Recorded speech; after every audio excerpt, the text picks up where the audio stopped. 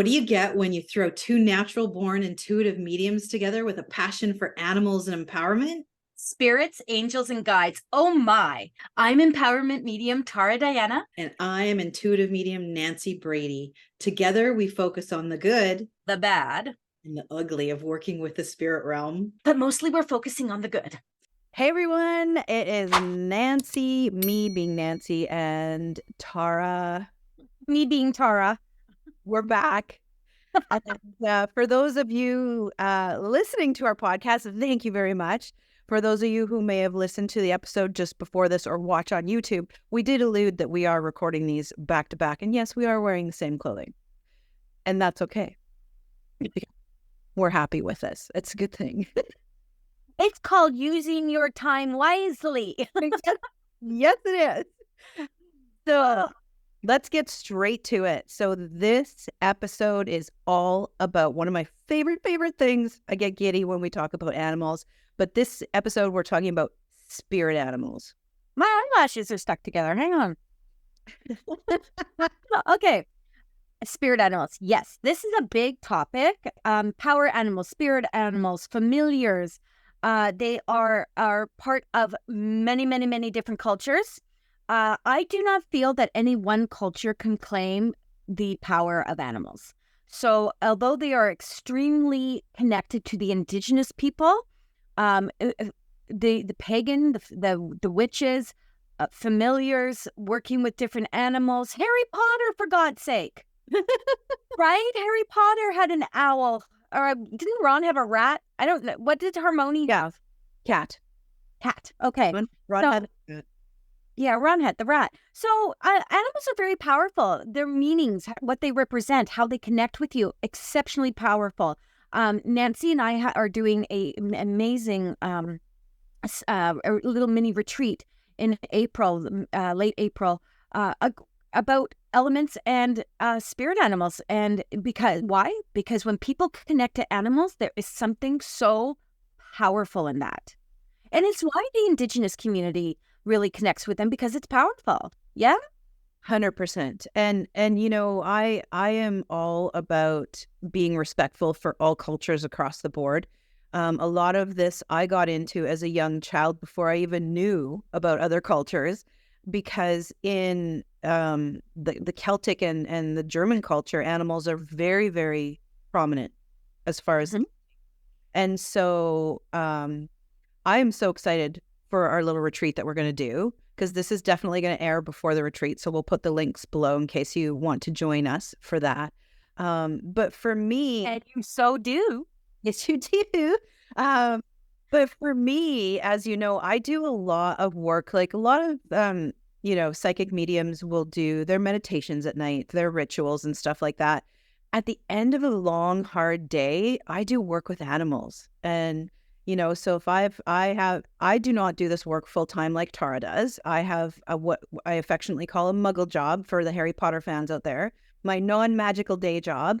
But so let's say it's been a tough day job. I will come home and I will sit in a meditation, or even if I'm going to the gym after work, I can meditate while I'm on the treadmill, believe it or not, because I am kinetic like that.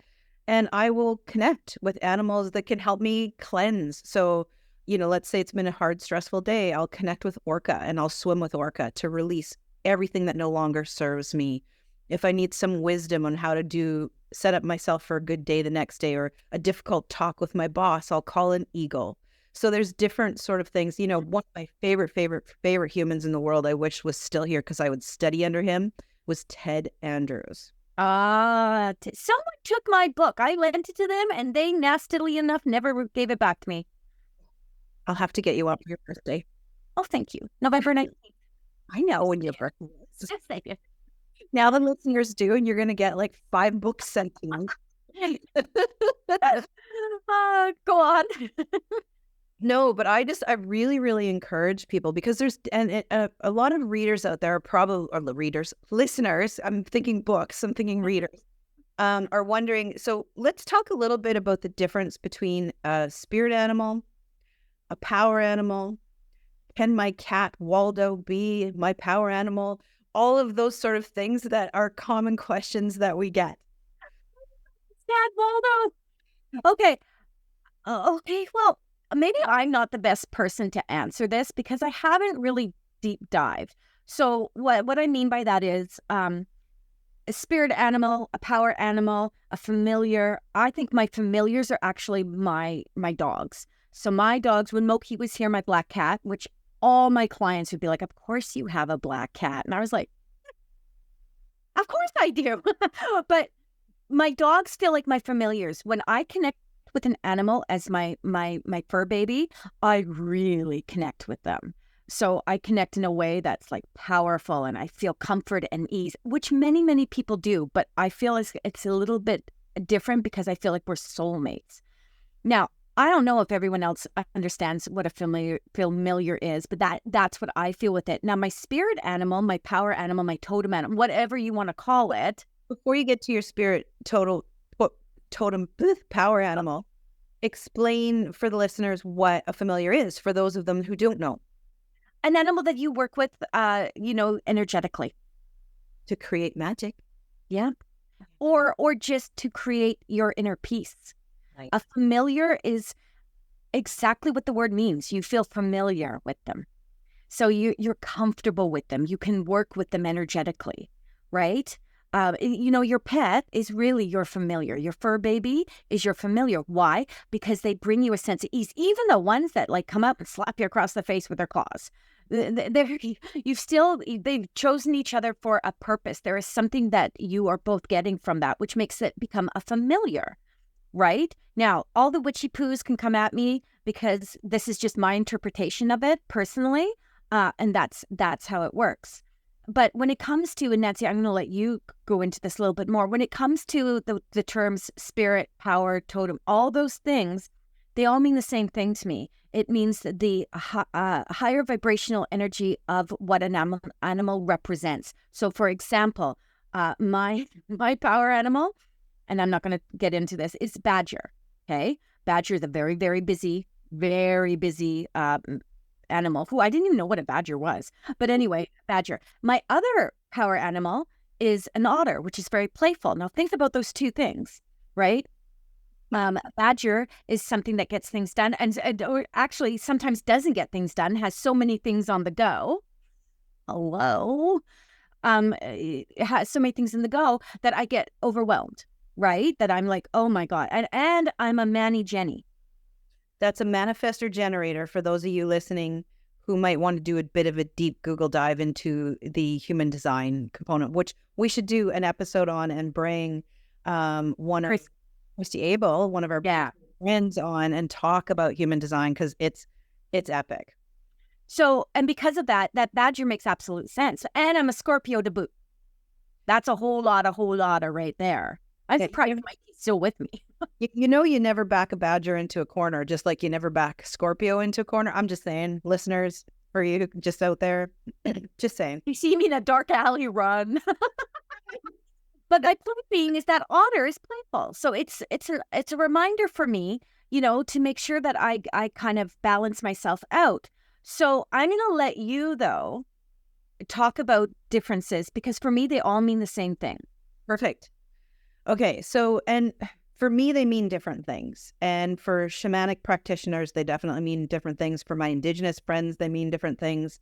I'm going to tell you my interpretation and my meaning of this. So as I understand it and the work that I do, a power animal is an animal that is going to stay with us through our incarnation, through our life. So my power animal / spirit animal is Raven. I have had this bird with me from the dawn of time. If I need a sign that I'm on path, I'm on track, I call on Raven. It's absolutely phenomenal animal to me. Now, spirit animals can come in different capacities in our lives at different times for different energy work. Now, you'll hear the term medicine, and that's when an animal is sharing their energy with you. They're medicine with you. So like I said earlier, going back to the orca reference, I will be working with orca as a spirit animal when I'm stressed. So they're coming into my life at that point, realizing that I need some healing, I need some work, I need some help. I can call them in, or sometimes they're just going to magically show up. And so suddenly you have this bird or this animal or reptile or insect constantly coming across your path. And that's so they can draw attention to what you need to work on. So, Yes. thank you, Tara. And so you definitely want to pay attention to when that shows up as well. So, for example, on my way to work yesterday, trying to not be stressed out, bad commute, it takes me an hour to get to my Muggle day job office, and seagull kept flying in front of me and landing, and then flying in front of me and landing, and flying in front of me and landing. And it's all about going with the flow. It's about grace. It's about ease. It's about releasing tension. And I went, okay, thank you. I got it. Thank you. Right? So there's different things like that come in. And then you have the traditional totem animals. And those, for a lot of the deep dive that I've done, has been into the indigenous cultures in North America, in Africa, in New Zealand. And then there's also the Celtic totem animals that you can get from Scotland, Ireland, that sort of area. And a lot of those will have specific meanings and a lot of times be aligned within shamanic practices, right? So you get above, below, side to side, all of those good things. So that's kind of what it all means to me. Yeah, it's funny because when I sit and I do any kind of spirit animal work, and I call in specifics, I don't actually call in specifics. I just wait for the vision to come to me. So, for example, if I'm like sitting there and I'm like, okay, what are we working with today? Like, what do I need to know with an animal, right? I literally trust. So I'm going to show you guys, well, I know for the people that are not watching the YouTube that are listening to us, I'm going to give you an example. I have a deck of cards here. I do not remember what deck of cards this is. The story of my freaking life. But it's an animal deck, and I'm just going to pull one. So my thing is, and this is what I would do in meditation. I'm just using the card as an example, but I would literally be like, okay, I feel like I need an animal. What am I missing? Right? Usually when I work with spirit animals or whatever you want to call them, it's usually what I'm missing. I don't know if you can see, I don't think you can, but no, I don't think you can see her. My dog came in the middle of this, one of my familiars, right? She came in, she's sitting now, she gave me some love and she's sitting, which makes me feel more calm, cool and collected because I was getting very excited. So I just want to show you something. What do I need? I just put it out to the universe. What do I need? And this is one of the most beautiful things. So the card that I got is, I'm not going to bother, well, I can show it because if you're watching this on YouTube, Sandpiper Spirit, be playful. Nice. Now, I'm in the middle of a big summit and Nancy's participating, but I'm organizing it. There's a lot to do. And this is the reminder to balance. This is a reminder to balance. So it can be that simple, but that energy now, I don't even know what a sandpiper is. It's a nice looking bird. But this is the reminder to sit in that energy, right? To just sit in that energy. And I appreciate that because sometimes the big messages from spirit get washed with all the humanness. So taking that moment and breathing in, like you said, I swim with orca when I need that, like that, I'm going to use Nancy's word, that is glorious. And you haven't said that in a while. And for me, it's as simple as that. What do I see? Right? And sometimes, like you said, that seagull, you immediately took me, not kidding you, to McDonald's back when I used to go. I haven't eaten in McDonald's in so long, but when I used to go there and park in the parking lot and really quiet, this big seagull would come and sit and stare at me, looking at every time I put a fry in my mouth, I felt like I was about to be attacked. That's what it reminded me of. But, when something crosses your path, right? Like I saw this beautiful black rabbit this morning and I was like, oh, buddy, I want to take you home. But the black for me is about protection, right? And the bunny is about movement for me. And I'm glad that you brought that up, Tara, because you can get all sorts of books. I did allude to Ted Andrews. There's also I do love me some Ted Andrews. Yeah, and there's also the very talented Stephen Farmer. Yeah. And what you're going to find is a lot of the books that they've written are how they've intuited the animals or an accumulation of stories across time, how everyone has traditionally come to know rabbit or come to know eagle or come to know orca.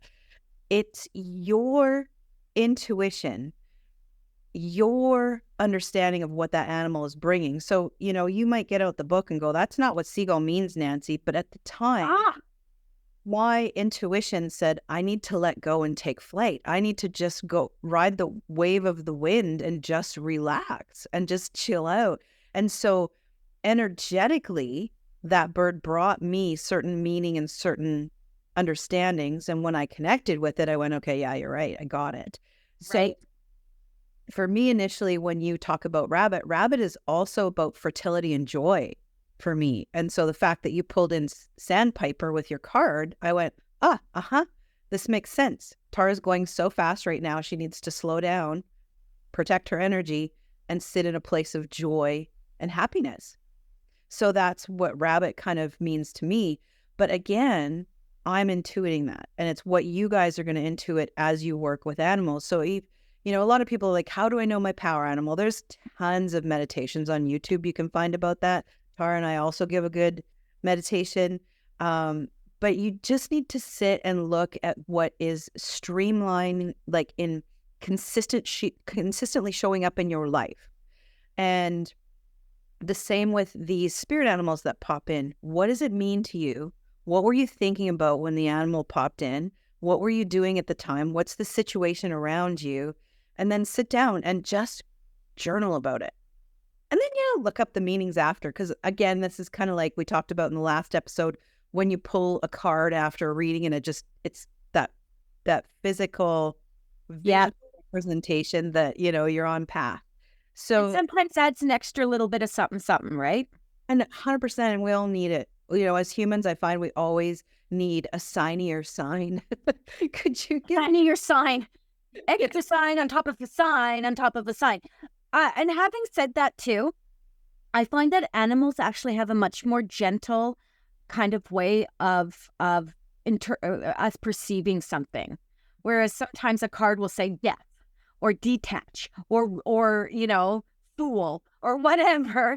Yeah. And your humanist goes to that and is like, oh, right? But if you get a sign from let's say raven or a hawk, omen, or whatever, right? Then you're more like, okay, I got to pay attention. Why that is? Oh no, but it is, right? I think a lot of it is because of animals' unconditional nature. I know for myself, there's a lot of people I like hanging with, but I'd much rather hang out with an animal because they're 100% unconditional in their love to you, in their energy, in their communication, all of that. I resonate with. I guess that's why I do what I do. But it's right. No. So I think on that note, we should tell people about our retreat a little bit. A call to nature. It is all about the movement of spirit animal energy work and coordinating it with the elemental work of fire, water, earth, air, and spirit. It is in April 20th, 21st in Burnaby. In Burnaby, if you're in BC, Canada, Burnaby, BC, Canada, we're going to be having it at our beautiful spiritualist church, and it's going to be 2 days, game-changing days. Yeah, when we're gonna work. Go ahead. I was gonna say we're gonna work in the labyrinth. We're gonna work in the medicine wheel, and really raise that vibration and get that connection to the nature aspect of spiritualism.